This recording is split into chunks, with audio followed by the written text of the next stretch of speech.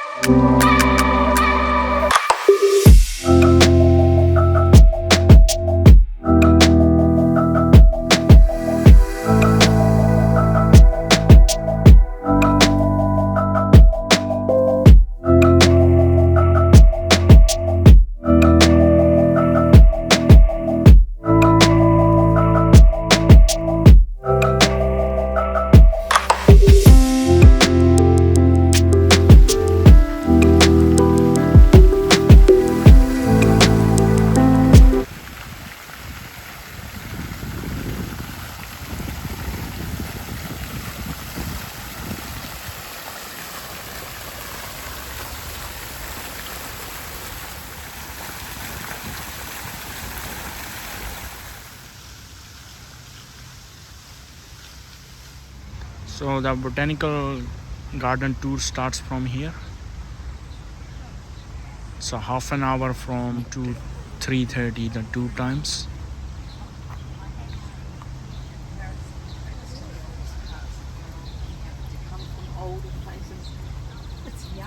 You can book the guided tour if you want. The ticket is $25. So they will give you a tour around the whole gardens.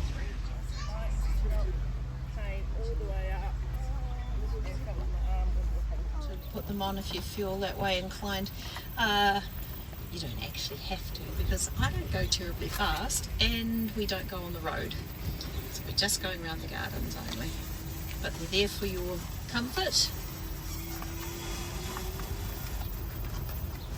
and for the people that are on the back trailer. If you need to make me stop, there's a red emergency button in the back right corner.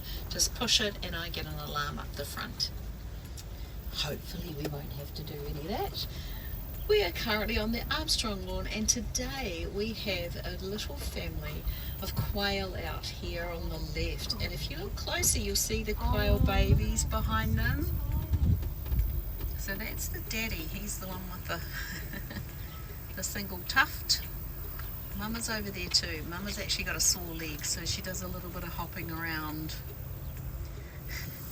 They're sometimes very shy, but they actually live in here and amongst this native section, and every now and then they come out, but if they get startled they look a little bit like Roadrunner and disappear awfully quickly. But out on our left hand side, this is the South African section to the garden, and it's worth a wander if you've never seen plants from South Africa in particular. Monkey basil trees have the superpower of being able to self-prune, which is all a good idea until you're underneath it when it does so. But what it does is leave these little eyes up the trunk.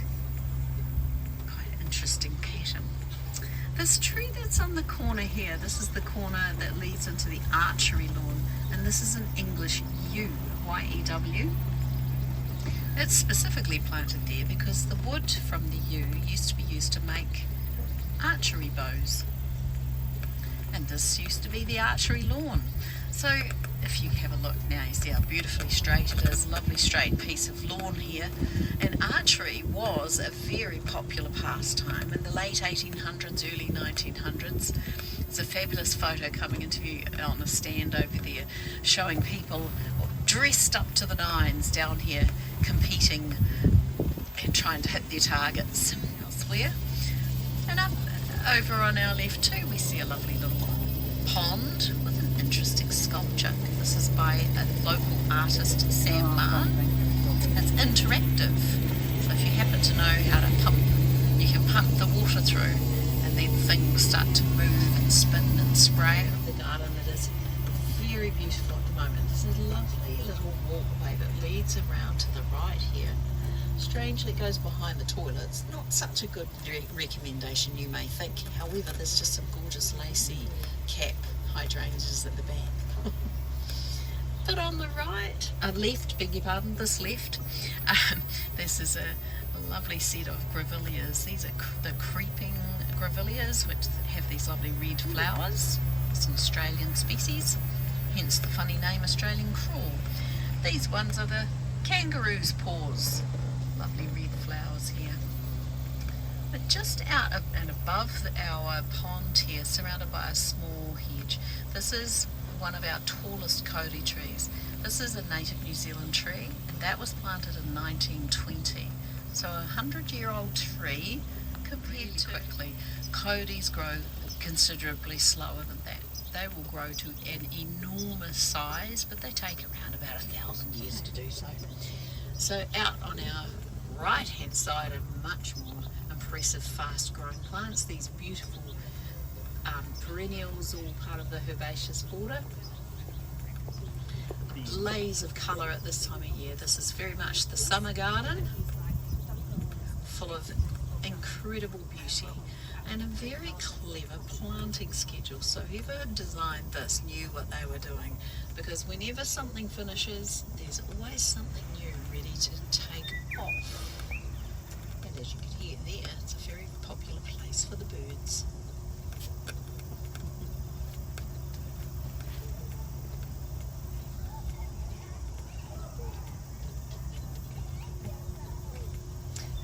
Many different species of lily. I think one of my favourites are these canna lilies. This gorgeous, deep colour in their leaf. And of course the stunning flower that comes through at the end. But if you're more of a tree person, have a look out to your left. So the beautiful sequoia here at the back is flanked by a cork oak at the front. So the cork oak, it hails from the Iberian coast, the Iberian part of Portugal or Spain. And just in behind these trees with the rather big leaf, green leaf, these are tulip trees. There's several of them bordering the edge of the Archery lawn. Along with these gorgeous sequoias that have been allowed to have their lower branches kept on, and these have draped down so much that they scrape the ground. Of course, they're very, very popular with the local kids. So popular you'll see that they're quite smooth, lovingly climbed and swung on for flocks. These are these lovely bright bold colours here. Quite a scented flower. It just happens to be blowing the wrong way, I think.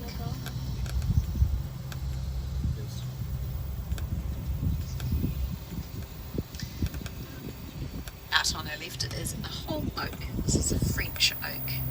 It's the type that would have the truffle spores introduced to its root system, hopefully growing the fungus. Then of course you've got the problem that you've got to train a pig or a dog to find it for you and then dig it up and make your fortune, but don't jump out because they haven't done it there. On our left as well, this is the maple border.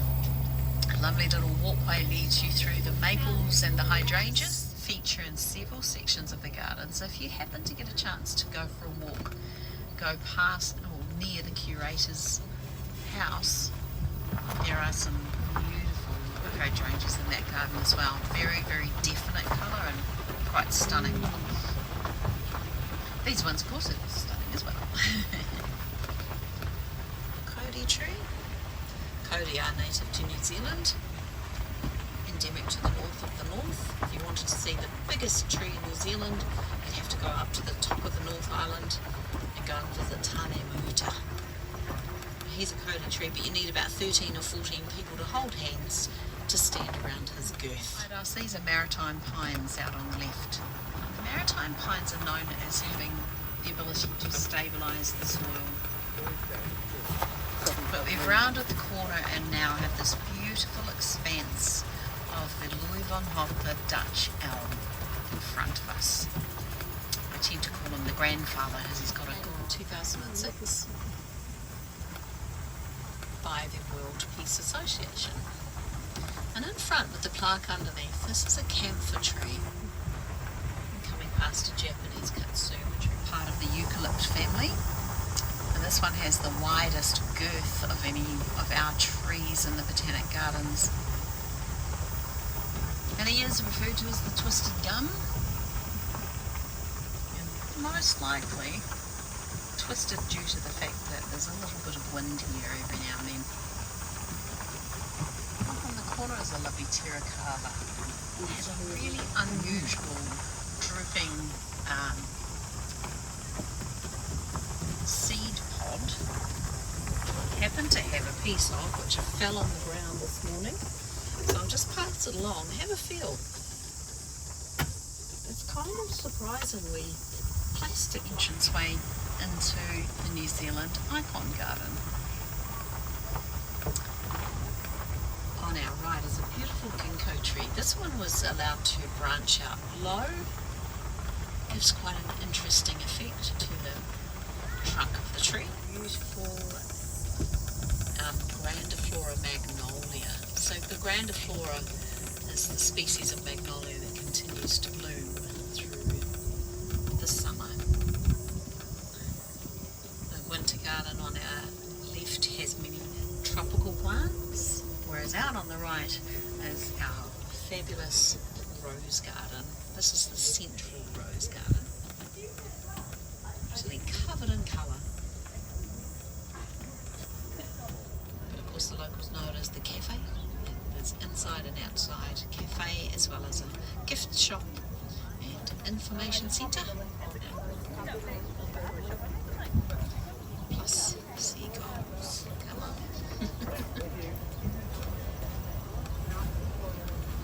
And a beautiful big coastal redwood. That's actually the tallest tree in the garden. So that is sitting in the middle of an island in the middle of a pond. So we'll get a better view when we go around the other side. So we're going to be following the Avon River around.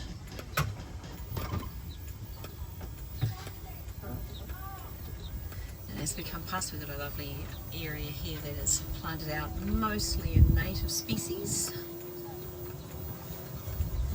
But then it makes way for a very unusual plant. This strange looking palm-like tree palm out here is actually a Bolivian mountain coconut. And I know what you're thinking. Yeah, really? Yes, really. I had to go and read the notice because I thought someone was having me on. Feet being wet. So if you look through the gap, you'll see there's several trees in here doing exactly that, sitting in the water. Just out on the right, this is a set of palm trees. So these are the palms that are reasonably controversial around the world for the fact that many natural forests have been cut down so that people can be growing palms for palm oil. Okay, I just have to watch where I'm going around here. Lots of children in this area. So we're coming into an area that's an Australasian planting again, so you can recognise natives mixed in with Australian natives as well. I always draw attention to this crazy tree, which I always think looks like the spiral fried potato tree. So this one here is another eucalypt, but it has a very strange spiral style of... We have some juvenile ginkgos growing in here.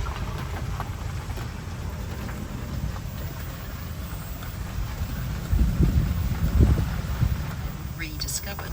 So this is a species of tree that was thought to have been completely extinct. This is now referred to as a living fossil. So these trees were rediscovered in the mountains, Blue Mountains of New South Wales back in the 1990s, and we were sent some materials, some genetic materials, and so this is actually a test tube baby, this one. So this is grown from a test tube rather than from a seed, because in the original early part of this project it wasn't possible to bring seed in until a little bit further down the track. So this would have been an ancient pine that would have been growing on Gondwana land. And the fact that it's an ancient pine, as you can probably guess, it's got quite a few family members by now, including the ones that are surrounding it. So we have got some neighbours here. The monkey puzzle tree is a connection. The monkey puzzle tree over to your left. Luckily for us, if you have a look back now that you can breathe again, there's no pine cones on that one.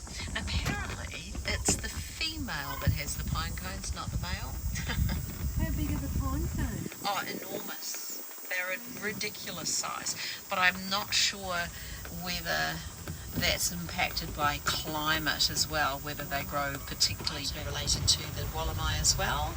And these ones come from South America. So these are the Argentinian pines.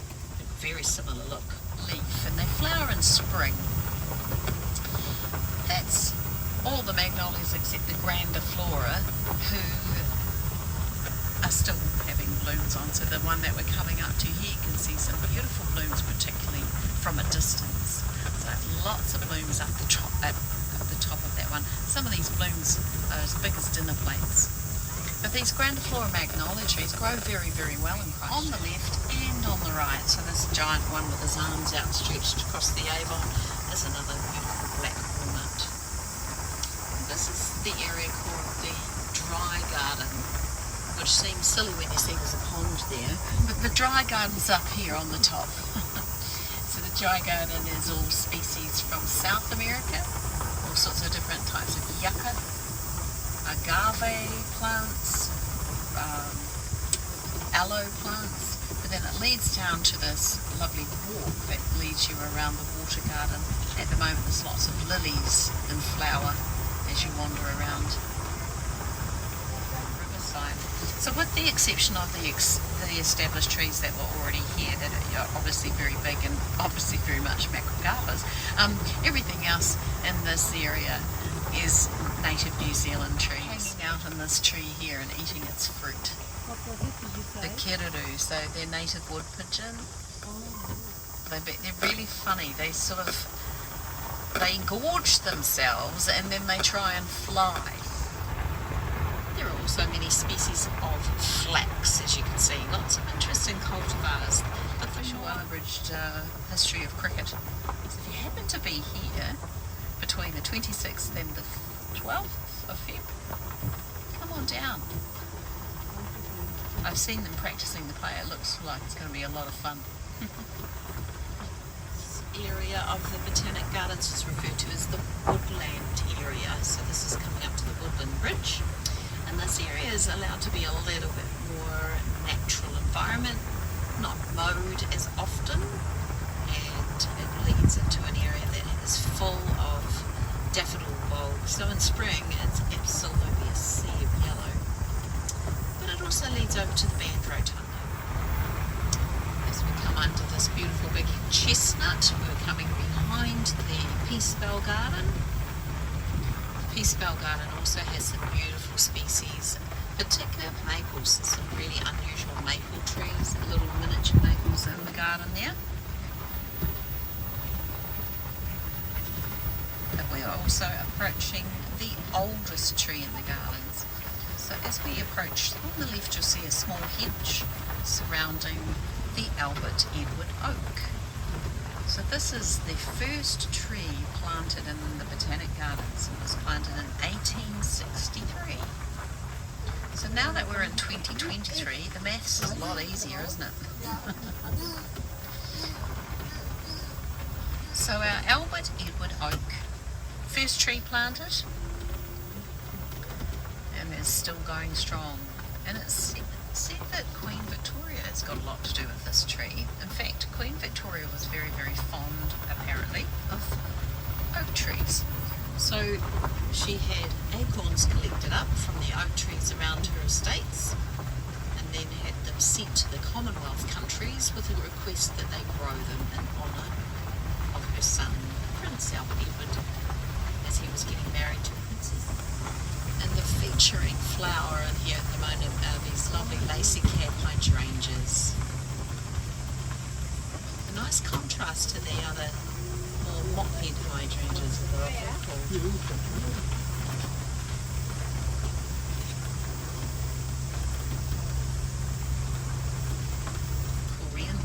clethra, and it has a lovely scent. So I'll go slowly because it's just finishing. Hopefully you can smell something from there. And a lovely conical shaped hydrangea just on the corner here. This is the lovely big weeping willow, and it's said that the weeping willow was brought to New Zealand by the French settlers. So there's a French settlement over on Banks Peninsula. If anyone had an opportunity to visit Akaroa and over that side, lovely, this beautiful little town over there. We're all watching.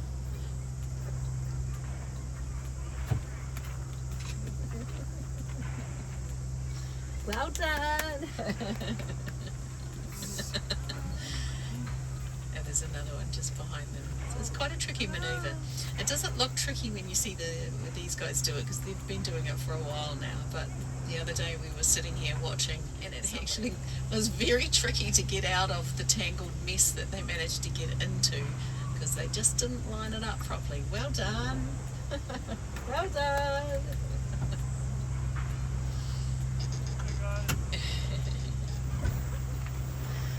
Hunting in the Avon. It's been going for years and years and years. Your tour is a lot more educational.